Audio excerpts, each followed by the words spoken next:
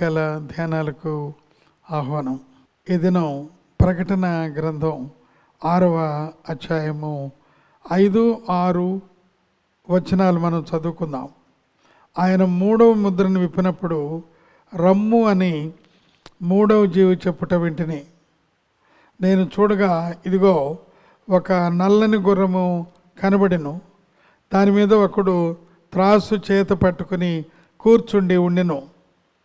మరియు దేనారమునకు 1 సేరు గోధుమలనియు, దేనారమునకు 3 సేర్ల యవలనియు, నూనెను ద్రాక్షారసమును పాడు చేయవద్దనియు ఆ 4 జీవుల మధ్య ఒక స్వరమును పలికినట్లు నాకు కనబడెను.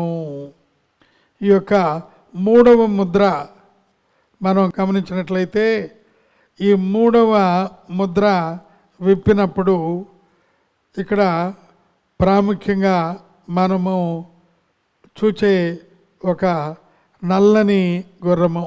ఈ నల్లని గుర్రము ఈ యొక్క 5, 6 వచనాల్లో మనం చూసినట్లుగా భయంకరమైన కరువుకు సాదృశ్యముగా ఉన్నది. భయంకరమైన కరువునకు సాదృశ్యంగా ఉన్నది. ఈ విషయం మనం మత్తయి శుభవార్త 24:7 వచనంలో జనము మీదికి జనమును, రాజ్యం మీదికి రాజ్యమును లేచును. ఈ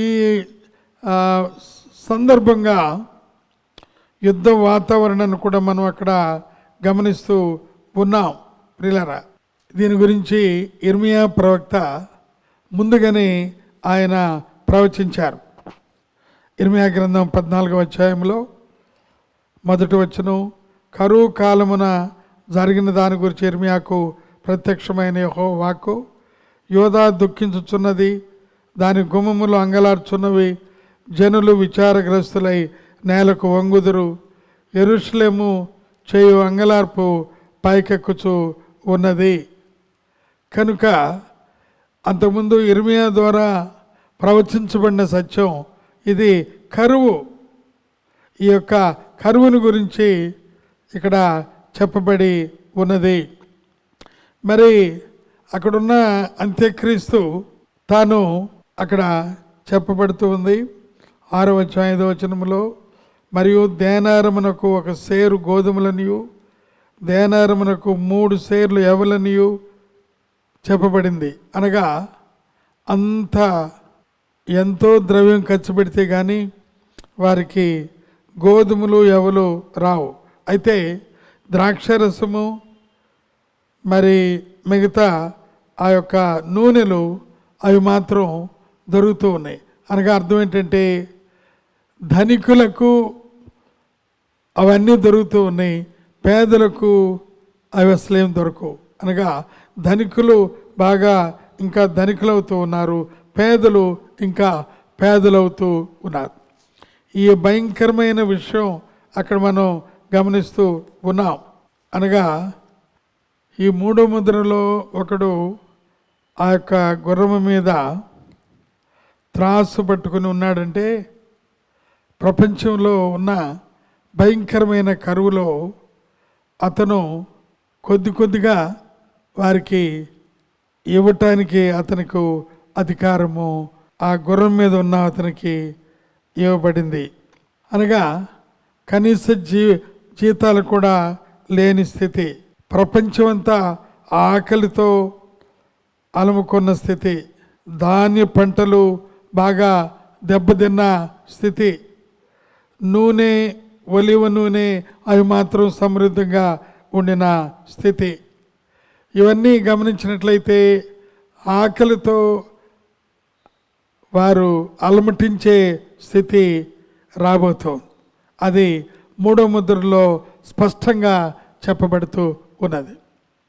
కనుక ఇవి రానున్న దినాలకి సంకేతంగా చెప్పబడిన విషయాలు. వీటిల్లో ఇప్పటి నుంచే సంఘం జాగరూకులమై, సంఘం ఎప్పుడు కూడా నిత్య కళ్యాణం పచ్చతోరణంగా ఉంటుంది అనుకోకుండా ఇటువంటి పరిస్థితులు గుండా మనం సంఘం వెళ్ళాలి. కనుక మనం ఇప్పటి నుంచే వీటిని మరి చక్కగా ఆకలింపు చేసుకుని ఆరితేరిన వారమై ప్రార్థనతో విజ్ఞాపనలతో దేవునికి ఒక గొప్ప స్తుతి ఆరాధనతో సిద్ధపడి మనం ముందుకు కొనసాగిపోవాలని, ఇటువంటి వాతావరణాలు మనకు వచ్చినప్పుడు ఏ విషయంలో మనం సిగ్గుపడకుండా ముందుకి కొనసాగిపోవాలని ప్రభు పేరిట ఈ కొద్ది మాటలు నేను మీకు అందిస్తూ ముగిస్తూ ఉన్నాను. దేవుడు బహుగా దీవించి మిమ్మలను ఆశీర్వదించును గాక. ఆమేన్. పరిశుద్ధుడా, ప్రేమగల మా తండ్రి, ఈ యొక్క 3వ ముద్ర విప్పినప్పుడు ఎంతో భయంకరమైన కరువు అక్కడ కలుగుతూ ఉందని, అటువంటి పరిస్థితుల్లోనికి సంఘం మరి మేము ప్రవేశించకుండా నాయన మమ్మల్ని భద్రపరచమని, నీ కృపతో మమ్మల్ని నింపమని, నీ కొరకు బలంగా నిలబడే వారంగా చేయండి. యేసయ్య పరిశుద్ధ నామంలో అడుగుచున్నాం మా తండ్రి. ఆమేన్.